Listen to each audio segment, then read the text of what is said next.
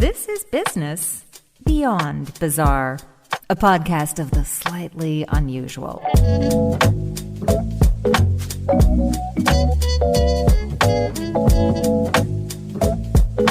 Here's your host, Peter Anthony Holder. Hello, and welcome to Business Beyond Bizarre, a podcast that will take you off the beaten path, introducing you to people who have slightly quirky hobbies or businesses. Since the dawn of man, people have asked the question, why would someone do that? Yet it's human ingenuity, curiosity, and the desire to explore that has led humanity to discover new lands and to reach out into space. And, as Neil Armstrong once said, it all starts with one small step. Bob Salem is such a man.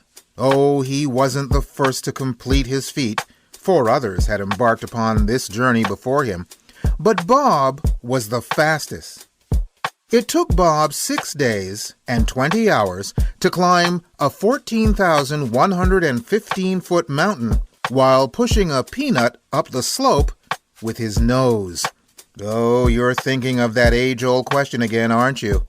Yeah, I asked it. It was mostly because it was out there.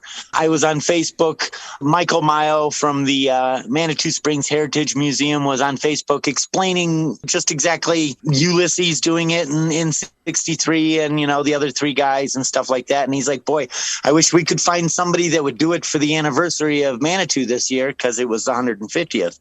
And I was like, well, I'll do it. And he was surprised. I was surprised. Everybody was surprised. A little background. The community is the city of Manitou Springs in Colorado. The mountain is Pikes Peak. The first person to do it was Bill Williams back in 1929. It wasn't until 1963 that the second person, the aforementioned Ulysses Baxter, tackled the feat. So, why did Bill Williams do it in the first place? Actually, it was a $50 bet. It was a bar bet. He was in a bar, and I have no idea how that kind of topic comes up. But yeah, it was a bar bet, and he did finish it, and he did win the $50. Well, $50 was a lot back in 1929. Even more so later in the year after, the stock market crash. But I digress. Anyway, how does one actually prepare for this trek? I mean, you usually don't get a lot of proboscis peanut pushing practice.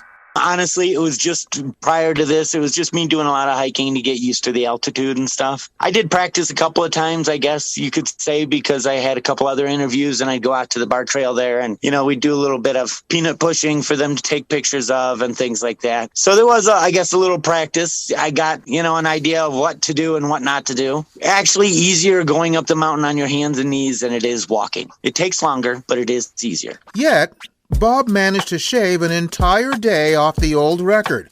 And to be clear, the record only includes the time it takes to push the peanut up the mountain, which means you don't have to actually stay on the slope to rest. First off, the other 3 guys, the first guy, he went up rough up the mountain, no trail. So over boulders, over rocks, and just up the rough mountain. The other guy in 63, he went up the highway. So that's longer, but he was able to get a ride up to where he left off and a ride down back to town because Ulysses was a rockabilly star and he'd go down to the clubs there and play a little bit of guitar and stuff like that and enjoy a little beer and then come back the next day slightly hungover and start pushing the peanut again. So, how many times did Bob do the descent? Several times, but all the way up until I think it was Wednesday. I was coming back down and I was only doing this at night because it was really super hot. I had help with my wife. She went up the first couple of days, but by the 3rd day and once I was up there, I was kind of on my own. So I just had to move the backpack, come back, move the peanut, move the backpack, move the peanut, move the backpack. Then I stayed at Bar Trail for a few hours on Wednesday, and then at the A-frame on Thursday, I slept a couple hours there. But for the most part, after that, I was just pushing. How much time did you take off between pushing the peanut up the mountain? Well, the first day, the day we started, actually, the city had me start at like 9 o'clock in the morning, and we actually had a record heat-breaking day. So it was 99 degrees. So I pretty much dehydrated that first day. I didn't make very far. I think I got a mile that first day or something like that, mile and a half. And I actually took the next day off because I could barely even move. But the occasional heat of the trek was not the most difficult part of the journey. The last, I think they're called last 9 golden stairs or 10 golden stairs or something like that. It was the very last part of it. I had run out of water because I didn't bring enough, because I wasn't really contemplating, moving my backpack and then having to, do the peanut and then the backpack. So I kind of did the mountain twice. So I ran out of water. And when I got to the top, I was very concerned I was not going to be awake or coherent when people showed up to interview me. I actually got there just as the sun was rising, and the observatory up there does not open till 7:45 or something. So I had like 2 hours where I kind of had to just lay there and be dry. That's the one thing I think that I did not enjoy, was the fact that there's not even any kind of real water available up there at all. You get up there, and if you don't have water with you, you're dry until they open the door. Lucky for all of us, Bob survived his arduous task. But the peanuts themselves, alas, they didn't do so well. Oh, yeah. I was probably past 24 peanuts. They didn't make it. I even, the first 10 I had, I coated with a plastic spray, and they still wore out pretty fast. I was lucky enough that I had a peanut groupie, I guess you'd call him. He actually, on the third day, he had peanuts that he came up, he was following me. He gave me a whole bunch of peanuts because I was actually running out of peanuts. I know. Right about now, as you're listening, you're trying to visualize just how Bob did this, and what kind of apparatus was involved. It's a CPAP machine mask. So, the thing that people fall asleep at night, they stop breathing in the middle of the night, and it's a hose, makes sure they're still breathing and stuff. Well, I just took the hose off of it, basically, and cut the tip off of a plastic serving spoon and shoved the handle in the hole and taped it down, and that was my device right there. And it makes you kind of look like an alien elephant. It is a little ridiculous looking, yes. And lest you think that Bob did all of this for merely the glory of it all, then think again. He was also raising money for a very good cause called Together and Home at Last Incorporated. It's a charity organization. We have historically been trying to put people in low mortgage homes, so it's actually affordable to own a house instead of, paying somebody for them to own the house. My little section of the charity is dome homes, and I've come up with a pretty amazing way to build a 4,000 square foot or a 2,000 square foot dome. It's out of cement. I can actually do that for about 50 cents a square foot. So, clearly, Bob didn't spend all that time climbing a mountain for, peanuts. Business beyond bizarre. Besides some necessities in life, such as eating, sleeping, breathing, and bodily functions, can you think of anything that you have done every day for a grand total of 8 years, 3 months, and 13 days? Jeff Reitz can. As a matter of fact, he's a Guinness World Record holder. That's because for 8 years, 3 months, and 13 consecutive days, he visited the happiest place on Earth. He went to Disneyland. You think I'm joking, don't you? Oh, it's no joke. Although it may have started out as one. It actually started out as a joke between friends, almost like a radio contest joke. On New Year's Eve 2011, Disneyland ran their commercial about giving you an extra Disney day when they announced the Leap Day 24-hour event for February 29, 2012. On January 1st, I was at the park with friends, and we were talking about it and saying, how could it be an extra day if you don't use the others? And myself and another person were currently unemployed at the time, and so we decided to use it as a positive and make a challenge of it to go for all 366 days of 2012. And then it just kept going from there. He did say that 2 of them started out going to Disneyland, but only Jeff holds the record.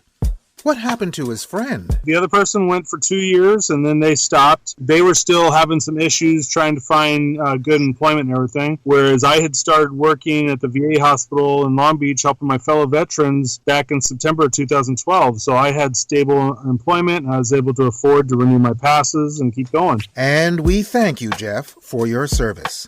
But after your friend dropped out, what made you want to go on visiting the Mouse House daily? I was actually having fun with it. I enjoyed being able to go to work and then go to the park afterwards. It was a combination of things for me. It was entertainment. It was the gym. It was happy hour, dinner. It was everything all mixed into one place. Now, I know that out there, within the sound of my voice, there are some Debbie Downers who look for a dark cloud around every corner and are suspicious of everything. Those very few might question a grown man going to Disneyland alone in a place filled with children. The only time I've ever heard those questions was actually when doing some radio interviews or in the comments section of some of the posts that I've seen where people that don't care for Disney usually would comment about that. Disney, know that it is built and made for people of all ages, that you don't have to be a kid. I mean, the rides and attractions are built for all different shapes and sizes even. So, it didn't matter if I had kids or not with me. So I go and enjoy. A lot of times I'd meet up with other friends, and we'd all hang out together. Well, that settles that. At what point did Disney and the media start to take notice of Jeff's attendance streak? Disney was aware early on in 2012 because I had met a local reporter from the Orange County Register here. I actually met him on day 60, which was the 24-hour event. We became friends on Facebook, so he was following my posts and everything. When we hit the halfway point on July 1st, he ran the first article about us that was picked up by the AP. So it started running viral from that point forward, and I was posting images. I think I started my Instagram on like July 1st or something like that. It was day 201, I remember. And so I had people following along through social media or just, people in the park that we would meet each other. And so they were aware all along because anytime that the press would do stories, they would contact them to confirm that the numbers were correct of what I was posting and things like that. Because of using my annual pass being electronic, every time I checked into the park, Disney had it recorded. So they were the official count the whole time. They monitored it, and sometimes they'd have camera crews come out, like for when we hit 366 for the first year, and then when I hit day 2000, they had camera crews that had come out along with the local press for coverage of me going to the park. Well, what I'm hearing here is Disney is always watching. Was there a point at which Jeff thought about going for some kind of record? Personally, I hadn't really even thought about it. I didn't have any goal number in mind. I was just going because I was having fun. When I hit day 2000, there was a local or another agency outside of Guinness that had deemed me a record holder for hitting day 2000. And I would always have people saying, oh, you should be in Guinness. Are you in Guinness? And so people were always saying it, but it wasn't something that I actively went for. And so it was actually a surprise to me when I was contacted by Guinness World Records because I didn't file for it myself. It was actually filed as a consultancy record, meaning that one of Guinness's consultants found it and deemed it worthy, and they put it together on the back end and just reached out to me to get some final details before they wrote their article that they posted. If you're doing the math, 8 years, 3 months, and 13 days clocks in at 2,995 days in total. Why didn't he hit the magic even number of 3,000? Well, sadly, on March 14th, 2020, Disneyland shut down. You remember that little thing called the pandemic? That was the Debbie Downer buzzkill for everybody. Does Jeff ever wonder how long his streak could have gone if it wasn't for that global scourge? I really don't know. There's been so many different questions and times, and there's always that different golden number coming up as to what would be good. I mean, Friday the 13th was day 2995, which was my last day. The following Wednesday, the 18th of March, would have been day 3000. And so I was looking at possibly that being the last day. Or had I gone on further, I was joking around, one of my followers was a Club 33 member that talked about when I hit day 33, we should go to Club 33 to celebrate. So I ran those numbers, and that would have actually been Valentine's Day of 2021 would have been day 33. So there's always those special numbers that you can always come up with. So I hadn't really worked in a final number to say, this is it, I'm only doing this. So, we've added up the days, the weeks, the months, and the years. What does that add up to in dollars? My first pass actually was a gift, but ever since then, I paid for the other 8 because it did take a total of 9 annual passes to cover the full time. But the prices ranged anywhere from around $500 in the beginning up to my last few passes were $1,399, so $1,400 US. That's basically less than a Starbucks coffee per day, right? Exactly. For me going every single day, it brought it down to about $325, $350 a day. So yeah, definitely less than Starbucks. So it was well worth it then. Oh, most definitely. And that for that cost, that was including my parking and park hopper admission for every single day of the year. The pandemic may have ended his streak, but inflation will probably be the plague that prevents anyone from toppling his record. If it is broken, it's really going to be an expensive record to break. Just to do 1 year now, you're looking around $5,000 or $6,000. And considering that Disney usually raises their prices every year, that first year may be, $5,000, $6,000. But by the time you get to your 8th or 9th year, you're going to be looking, heck, it could be $10,000 even. I wouldn't be surprised, $8,000 to $10,000 for depending on how they have the pass system set up and how much the park admissions are. Oh, my head is spinning with all those high prices. Stop! You're making me Disney. Okay, I'll show myself out now. But before we go, I think it's important to end on a quote by Walt himself. Laughter is timeless. Imagination has no age. Dreams are forever. Next time on Business Beyond Bazaar. We'll take you to another themed holiday location, but this one is of the murderous kind. Yes, you too can stay at the Lizzie Borden House Bed and Breakfast in Fall Rivers, Massachusetts. Bring someone that you love, or someone with an axe to grind.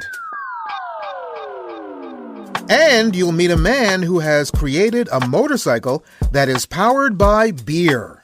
Now, there's a guy with hops and dreams. This has been Business Beyond Bazaar, a presentation of Flying Fish Communications and Group Fair Play.